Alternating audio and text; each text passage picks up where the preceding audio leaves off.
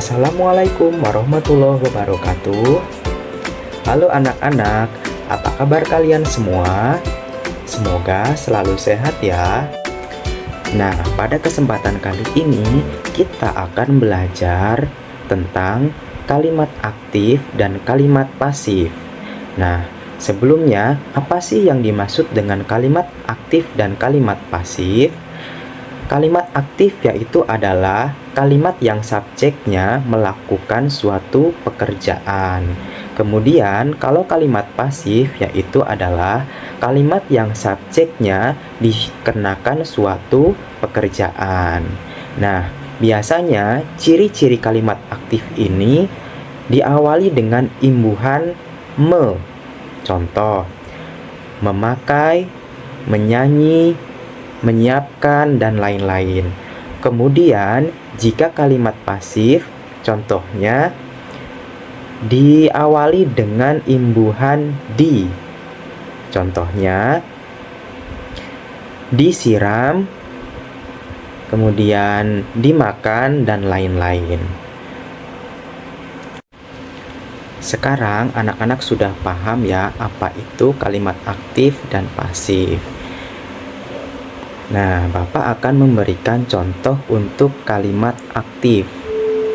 Yang pertama, ibu memasak makan malam. Di situ, ibu sebagai subjek melakukan suatu pekerjaan, yaitu memasak makan malam.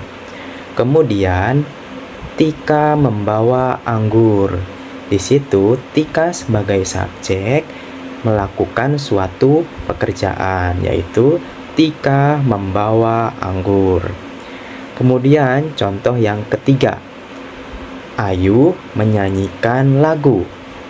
Ayu sebagai subjek melakukan suatu pekerjaan, yaitu menyanyikan lagu. Kemudian contoh yang keempat, kucing mencuri ikan.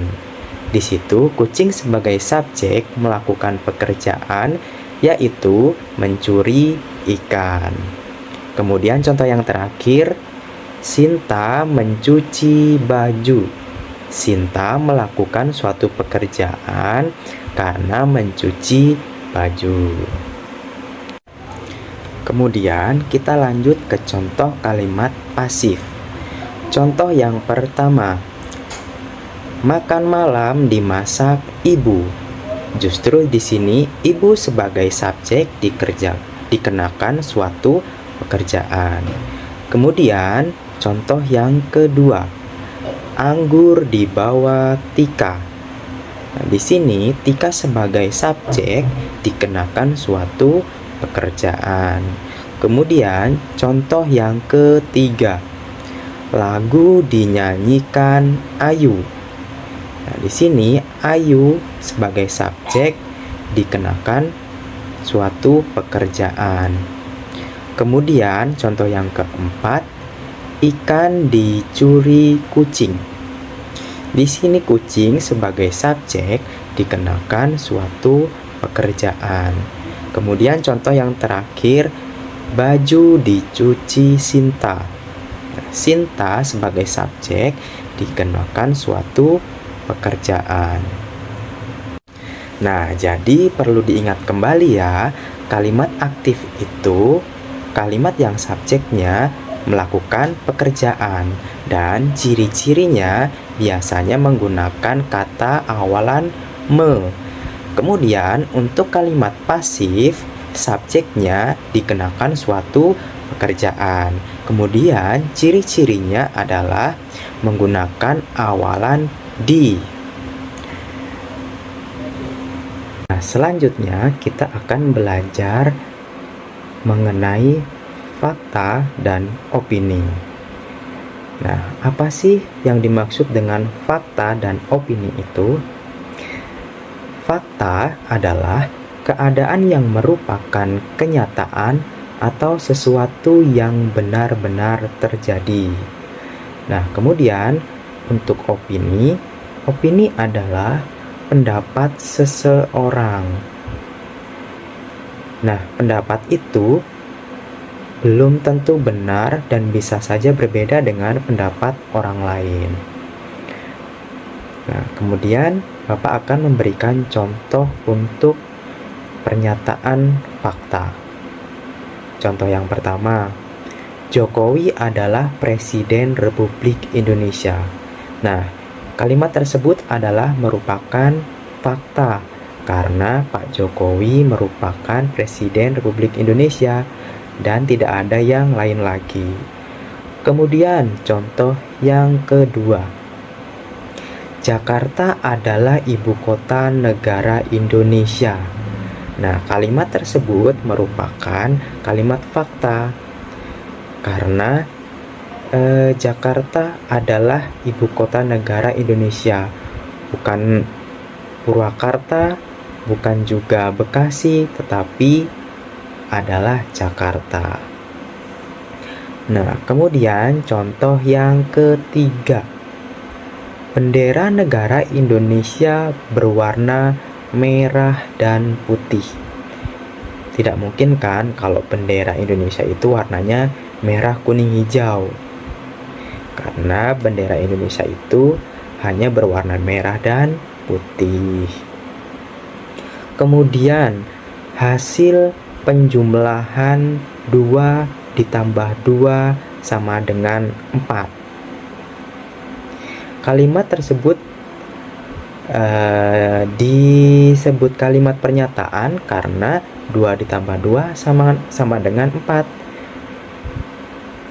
Dan bukan hasilnya adalah 3. Kemudian untuk kalimat opini. Contoh opini. Opini itu Bapak ingatkan lagi adalah pendapat seseorang. Contoh yang pertama, menurut Alex, noken buatan mama bagus sekali. Nah, belum tentu pendapat orang lain, misalkan pendapat dari kakak, noken itu tidak bagus. Nah, menurut ibu bagus sekali. Nah, itu suatu pendapat. Nah, jadi kuncinya untuk pendapat bisa saja benar ataupun berbeda dengan pendapat orang lain. Kemudian contoh yang kedua, sepertinya nanti sore akan hujan deras. Nah, ini adalah suatu pendapat. Bisa saja hujan, bisa saja tidak. Kemudian contoh yang ketiga, perempuan lebih pintar daripada laki-laki. Nah, belum tentu, karena bisa saja laki-laki ada yang lebih pintar, perempuan juga ada yang lebih pintar. Kemudian contoh yang keempat, pelajaran matematika lebih mudah daripada pelajaran bahasa Indonesia. Nah, kalimat tersebut merupakan kalimat opini. Karena bisa saja, misalkan nih, si A menyatakan kalau kalau pelajaran matematika itu lebih sulit daripada bahasa Indonesia, ataupun sebaliknya. Oke, paham ya untuk kalimat fakta, untuk pernyataan fakta dan opini.